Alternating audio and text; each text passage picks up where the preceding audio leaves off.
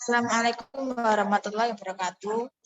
Perkenalkan, nama saya Marata Salia dari Prodi Manajemen kelas Manajemen 5 D4 akan menjelaskan tentang heterostokastisitas guna untuk memenuhi ujian akhir semester mata kuliah ekonometrika.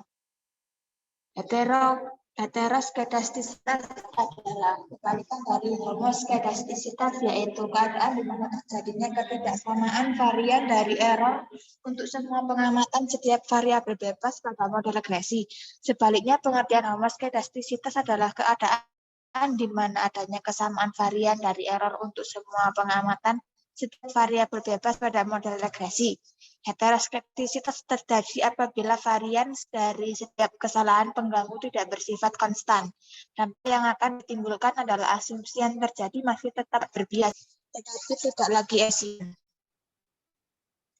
Pendeteksian heteroskedastisitas. Manurung et al. Menjelaskan bahwa ada dua cara untuk mendeteksi keberadaan heteroskedastisitas, yaitu metode informal dan metode formal.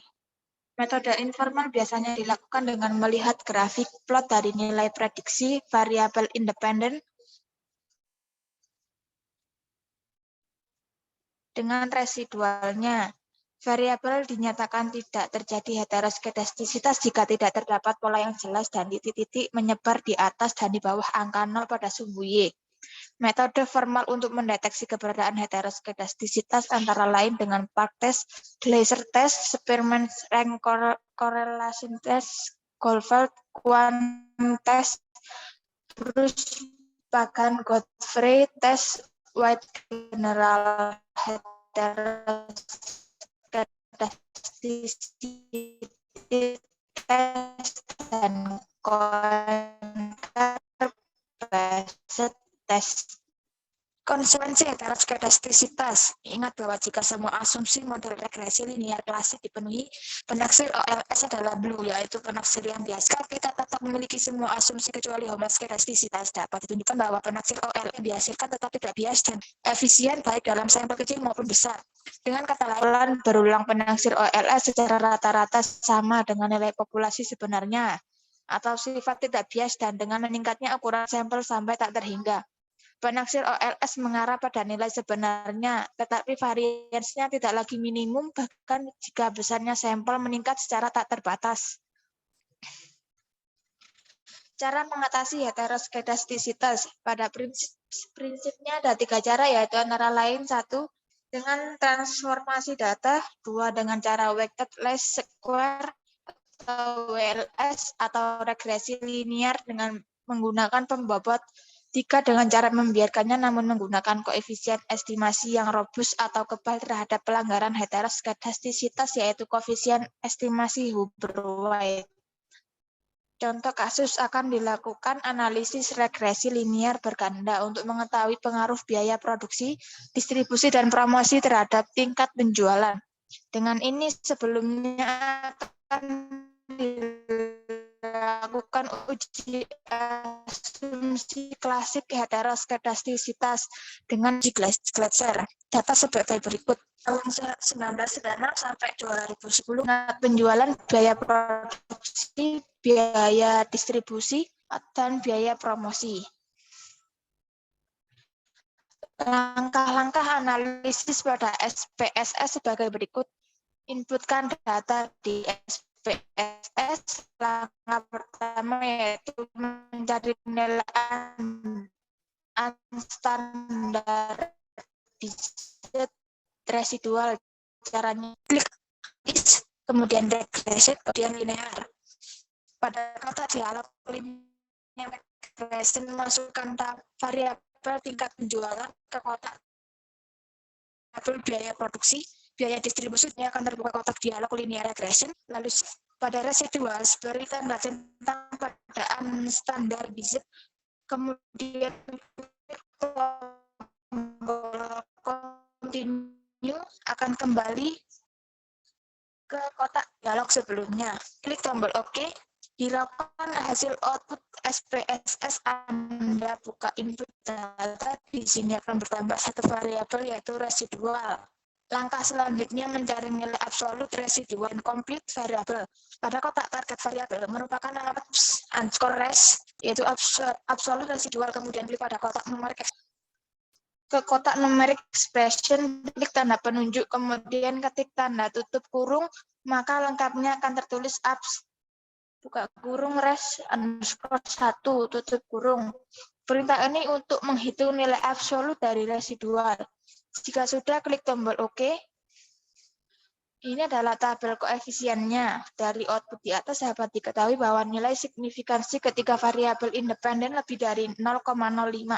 Dengan demikian dapat disimpulkan bahwa tidak terjadi masalah heteroskedastisitas pada model regresi. Melihat pola titik-titik pada scatter plot regresi. Metode ini yaitu dengan cara melihat grafik scatter plot antara standar di ZPRED dengan stadium diset residual. Ada tidaknya pola tertentu pada grafik scatter RESID dan ZPRED di mana sumbu Y adalah Y yang telah diprediksi dan sumbu X adalah residual. Y prediksi strip Y sesungguhnya. Dasar pengambilan keputusan yaitu jika ada pola tertentu seperti titik-titik yang arah membentuk suatu pola tertentu yang teratur atau bergelombang, melebar, kemudian menyempit, maka terjadi heteroskedastisitas. Jika tidak ada pola yang jelas seperti titik-titik menyebar di atas dan di bawah angka 0 pada sumbu Y, maka tidak terjadi heteroskedastisitas. Langkah-langkah analisis pada SPSS sebagai berikut. Inputkan data di SPSS. Untuk analisis data, klik menu analis, kemudian regression, kemudian linear. Pada kotak dialog linear regression, masukkan variabel tingkat penjualan ke kotak dependen. Kemudian masukkan variabel biaya produksi, biaya distribusi, dan biaya promosi ke kotak independen. Klik tombol plots, maka akan terbuka kotak dialog linear regression plots. Klik SRESID, lalu masukkan ke kotak Y dengan klik tanda petunjuk. Kemudian klik ZPRED, lalu masukkan ke kotak X. Jika sudah klik tombol continue, akan terbuka kotak dialog sebelumnya. Klik tombol OK, maka hasil output pada grafik scatter plot. Di sini adalah chart scatter plot. Dari output di atas ketahui bahwa titik-titik tidak membentuk pola yang jelas dan titik-titik menyebar di atas dan di bawah angka 0 pada sumbu Y. Jadi dapat disimpulkan bahwa tidak terjadi masalah heteroskedastisitas dalam model regresi. Uji koefisiensi korelasi Spearman RHO. Metode uji heteroskedastisitas dengan korelasi Spearman RHO yaitu mengkorelasikan variabel independen dengan nilai unstandardized residual. Pengujian menggunakan tingkat signifikansi 0,05 dengan uji dua sisi. Jika korelasi antara variabel independen dengan residual didapat signifikansi lebih dari 0,5, maka dapat dikatakan bahwa tidak terjadi masalah heteroskedastisitas pada model regresi. Langkah-langkah analisis pada SPSS sebagai berikut. Inputkan data di SPSS. Langkah pertama yaitu mencari nilai unstandardized residual. Caranya klik analis, kemudian regression, kemudian linear. Pada kotak dialog linear regression, masukkan variabel tingkat penjualan ke kotak dependen, kemudian masukkan variabel biaya produksi, biaya distribusi, dan biaya promosi ke kotak independen. Klik tombol save, selanjutnya akan terbuka kotak dialog linear regression, kemudian save. Pada residual, beri tanda centang pada unstandardized. Kemudian klik tombol continue, akan kembali ke kotak dialog sebelumnya. Klik tombol OK, hiraukan hasil output SPSS. Anda buka input data, di sini akan bertambah satu variabel yaitu residual. Langkah selanjutnya melakukan analisis Spearman RHO dengan cara klik analis, kemudian correlate, kemudian bivariate. Selanjutnya akan terbuka kotak dialog bivariate correlation. Masukkan variabel biaya produksi, biaya distribusi, biaya promosi, dan unstandardized residual ke kotak variabel. Kemudian hilangkan tanda centang pada person dan beri tanda centang pada Spearman gambar seperti di atas. Jika sudah klik tombol OK, maka hasil output seperti berikut. non-parametric correlation dari output di atas, dapat diketahui bahwa nilai korelasi ketiga variabel independen dengan unstandardized residual memiliki nilai signifikansi lebih dari 0,5. Karena signifikansi lebih dari 0,5, maka dapat disimpulkan bahwa tidak terjadi masalah heteroskedastisitas pada model regresi. Sekian penjelasan dari saya. Wassalamualaikum warahmatullahi wabarakatuh.